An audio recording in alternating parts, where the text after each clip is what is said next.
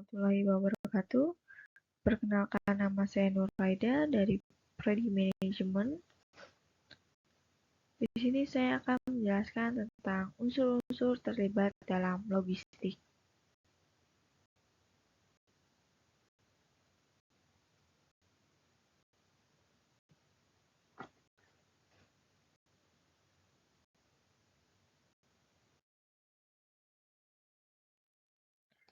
Transportasi merupakan sebuah sistem yang mendukung keterkaitan yang kompleks antara lokasi, jaringan, dan kebutuhan transportasi. Transportasi berperan dalam proses pemindahan barang di antara pihak-pihak dan rantai pasok yang akan mempengaruhi sediaan, fasilitas, tingkat efisiensi, dan respon organisasi terhadap pemenuhan kebutuhan konsumen.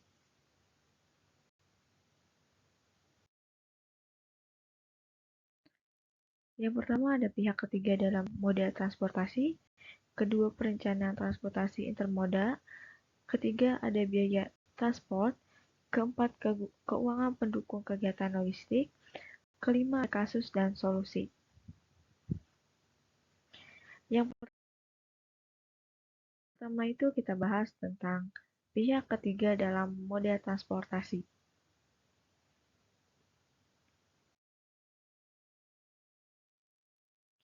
Pihak ketiga dalam moda transportasi merupakan perdagangan bebas antara negara pun mendorong semakin derasnya aliran barang, moda transportasi, manusia, modal, dan informasi. Hal ini berperan besar dalam meningkatkan besaran kebutuhan transportasi. Kebanyakan perusahaan transportasi bersaing dalam hal biaya, diferensiasi menawarkan berbagai paket pengiriman barang, atau fokus ke konsentrasi pada sebuah daerah atau kawasan. Dengan berkembangnya perdagangan bebas, maka terjadilah konsolidasi ekonomi, pasar, dan masyarakat.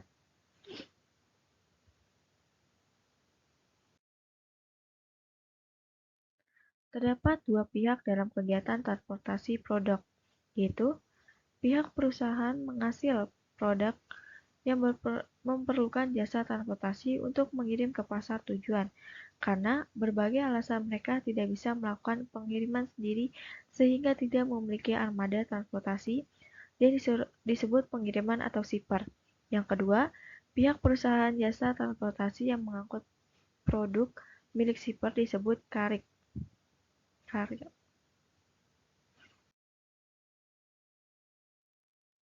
Pihak ketiga adalah perusahaan jasa yang berfungsi memenuhi kebutuhan angkutan pihak shipper, di mana pihak shipper tidak memiliki armada karena jasa angkutan bukan merupakan bisnis inti atau dengan alasan lainnya. Dalam menjalankan kegiatannya, pihak ketiga mirip dengan saluran perantara yang menghubungkan antara pemilik barang dengan perusahaan pengangkut. Perusahaan pihak ketiga tidak memiliki kelengkapan transportasi, tapi mereka memiliki informasi lengkap tentang beberapa perusahaan transporter mitranya sehingga kebutuhan pihak shipper dapat dipenuhi.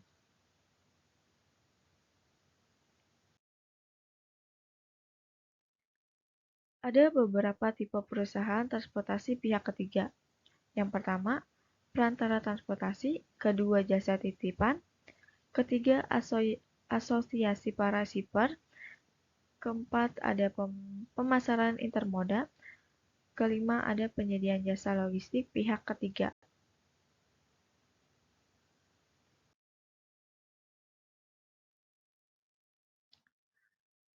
Ada perantara transportasi, perusahaan yang melayani perusahaan shippers dan perusahaan shipper sedangkan menata dan mengkoordinasikan semua yang diperlukan untuk transportasi produk.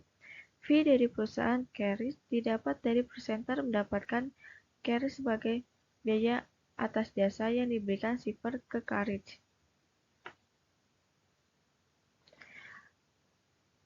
Yang kedua, jasa titipan. Perusahaan yang khusus melakukan jasa pengiriman dan memiliki armada sendiri dalam rangka penyampaian barang titipan dari shipper untuk disampaikan kepada pelanggan.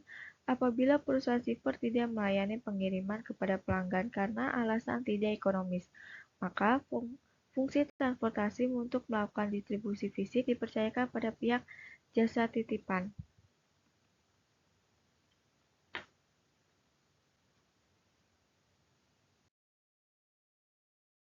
Antar moda. Tindak ini empat namun spesialisasi mereka adalah penyelenggaraan dan on-flight car atau container on-flight car untuk para shipper. Laba diperoleh dari pembelian pelayanan TOVC atau COVC dalam jumlah besar dan memperoleh diskon dan menjual kembali kepada para shipper pada jumlah kecil dengan harga unit yang lebih tinggi.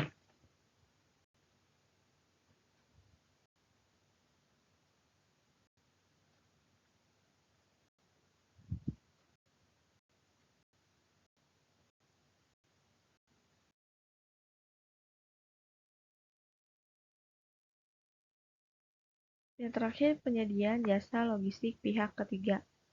Sektor ini sedang berkembang dengan pesat, di mana semua aktivitas logistik perusahaan dilakukan oleh pihak ketiga, tidak hanya urusan transportasi, melainkan pergudangan, operasi antara moda, jasa pengurusan kepabean, dan lain-lainnya. Perusahaan jasa logistik pihak ketiga menjadi mitra bagi perusahaan induk, di mana perusahaan induk hanya fokus pada bisnis intinya. Contoh di Indonesia antara lain, transportasi BBM Pertamina diangkut pihak transporter yang bukan milik Pertamina, perusahaan semen diangkut hingga sampai di pelanggan menggunakan pihak ketiga, beras Raskin tidak diangkut Bulog, produk-produk Unilever, dan lain-lainnya.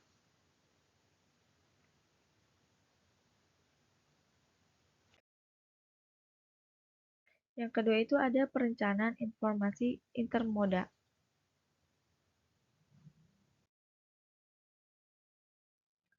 Perencanaan sistem transportasi intermoda merupakan sebuah proses yang melibatkan jaringan, interaksi, dan pergerakan antara beberapa moda transportasi untuk memberikan nilai tambah berupa perpindahan manusia dan barang secara efektif, efektif dan efisien.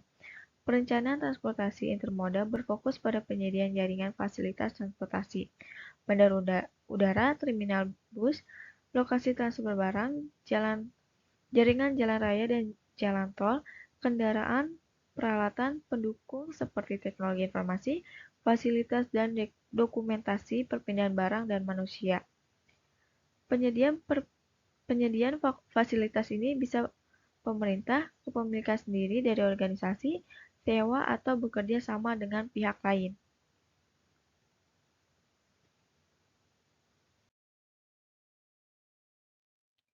Tahap perencanaan sistem transportasi intermoda. Yang pertama, membuat rencana jangka pendek dan perkiraan kebutuhan jangka panjang disesuaikan dengan perkembangan kebijakan dan pembangunan struktur suatu negara. Kedua, membuat rencana intermoda, jaringan rute, fasilitas. Dan ketiga, penyediaan fasilitas, milik sendiri atau kontrak kerjasama. Keempat, menyediakan moda transportasi ramah lingkungan, fasilitas pergerakan manusia dan perpindahan barang yang aman dan hemat energi. Kelima, membuat ukuran kinerja keberhasilan sistem intermodal. Yang keenam, membuat rencana anggaran dan kebutuhan sumber daya manusia. Ketujuh, mempertimbangkan hal-hal berikut jika menetapkan outsource.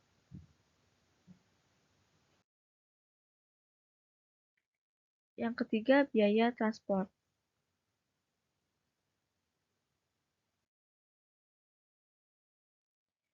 Biaya transport dibagi menjadi biaya tetap dan biaya variabel. Biaya tetap muncul ketika transportasi diadakan tanpa dipengaruhi oleh jumlah dan jarak perjalanan dan jenis barang yang dikirim. Biaya variabel bergantung pada jarak ditempuh.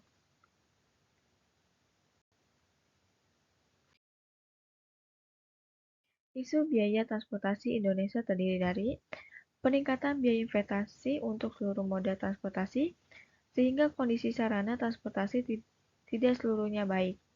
Ada kemacetan dan infrastruktur yang kurang memadai, belum adanya standarisasi baku dalam menentukan tarif transportasi, tidak meratanya pembangunan sehingga pengantaran barang antara lokasi tidak selalu maksimal, kontur jalan yang tidak rata, dan perilaku pengemudi yang buruk mendorong pemakaian bahan bakar berlebihan. Ada perilaku premanisme selama perjalanan, Penetapan tarif yang rendah akan menurunkan keuntungan, namun menetapkan tarif tinggi akan mempersulit kerjasama.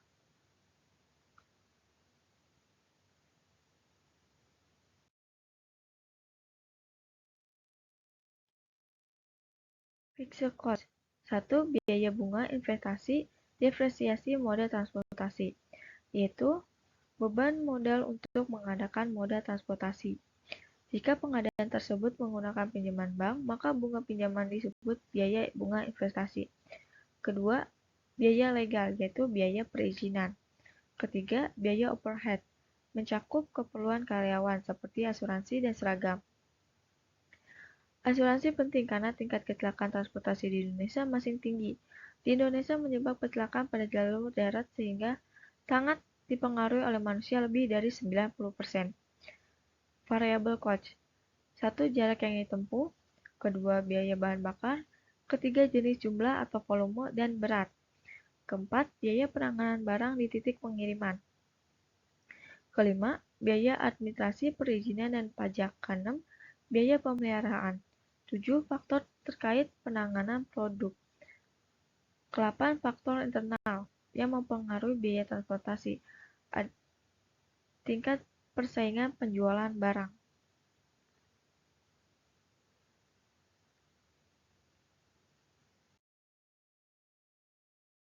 Yang keempat, keuangan pendukung kegiatan logistik.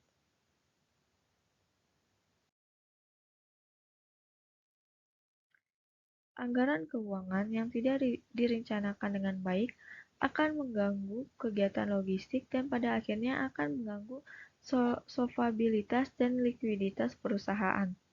Dari sudut pandang pengendalian pembiayaan dapat dibagi menjadi dua, yaitu biaya teknik dan biaya kebijakan.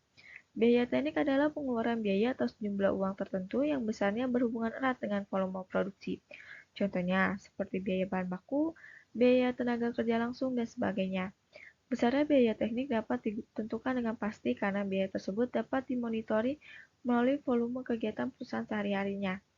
Biaya kebijakan adalah pengeluaran dan kebijakan manajemen tidak berhubungan dengan volume kegiatan produksi perusahaan. Contohnya, biaya bagian pembukuan, biaya akuntansi, biaya administrasi, biaya personalia, dan sebagainya. Besarnya biaya kebijakan ini kurang bisa dipastikan disesuaikan dengan kebijakan manajemen.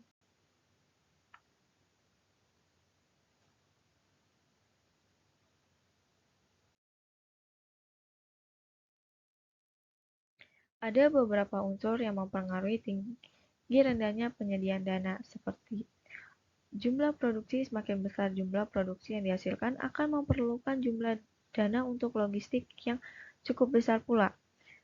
Dan kedua, jumlah pengeluaran. Apabila perusahaan mempunyai pengalaman dalam hal penentuan jumlah dana guna membiayai kegiatan logistik, maka pengeluarannya akan mendekati kenyataan. Ketiga, modal merupakan kebutuhan modal baik yang merupakan modal tetap maupun modal putar dari berbagai bagian yang harus diperkirakan dalam kebutuhan dana yang berupa uang tunai dalam pelaksanaan manajemen logistik dalam setiap hari kerja. Yang terakhir, penyewaan atau membeli mesin alat angkutan. Pihak manajemen harus mempertimbangkan kebaikan dan kekurangan apabila kebutuhan mesin dan alat angkutan dipenuhi dengan pembelian atau penyewaan.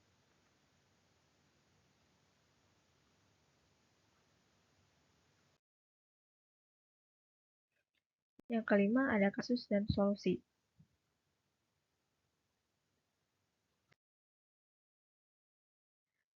Kasus. Kasusnya ada kawasan Asia Tenggara merupakan kawasan perekonomian yang sangat strategis. Di kawasan ini setidaknya terdapat beberapa jalur pelayaran internasional yang cukup penting seperti Selat Malaka. Lokasi Asia Tenggara pula sangat memungkinkan menjadi lokasi transit ataupun jalur pelayaran dan pengangkutan laut di dunia.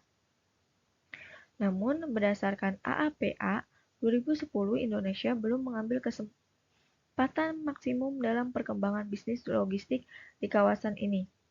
Pelabuhan Tanjung Priok pada tataran Asia Tenggara belum menjadi pelabuhan tersibuk seperti Singapura dan Malaysia. Jelas menurut pendapat saudara, mengapa Indonesia belum bisa secara optimal pengembangan bisnis logistik di kawasan tersebut dan solusi apa yang bisa diberikan?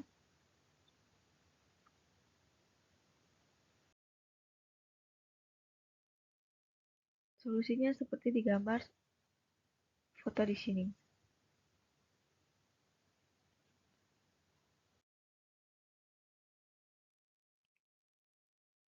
Dari tabel di atas yang tadi ditampilkan dapat disimpulkan satu dipandang dari total volume barang yang masuk dan keluar pelabuhan Tanjung Priok menduduki peringkat ke-96, satu peringkat di atas Manila. Yang kedua, sedangkan berdasarkan tingkat lalu lintas peti kemas, Tanjung Priok menduduki peringkat 24 di atas Manila, Bangkok, dan Penang. Selain infrastruktur pelabuhan yang masih harus ditingkatkan volumenya, kapal yang masuk ke Indonesia sebagian besar banyak yang berbendera asing.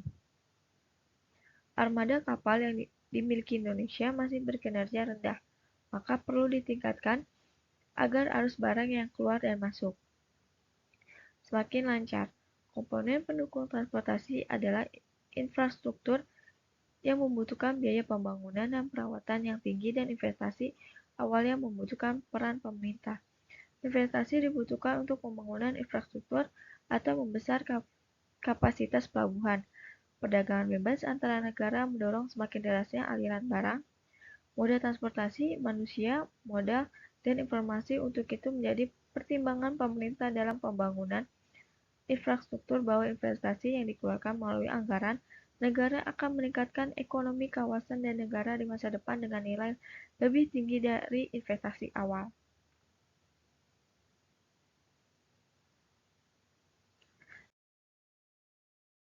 Sekian dari penjelasan dan presentasi saya. Bila ada tutur kata yang kurang jelas, mohon maaf. Sekian dari saya. Wassalamualaikum warahmatullahi wabarakatuh.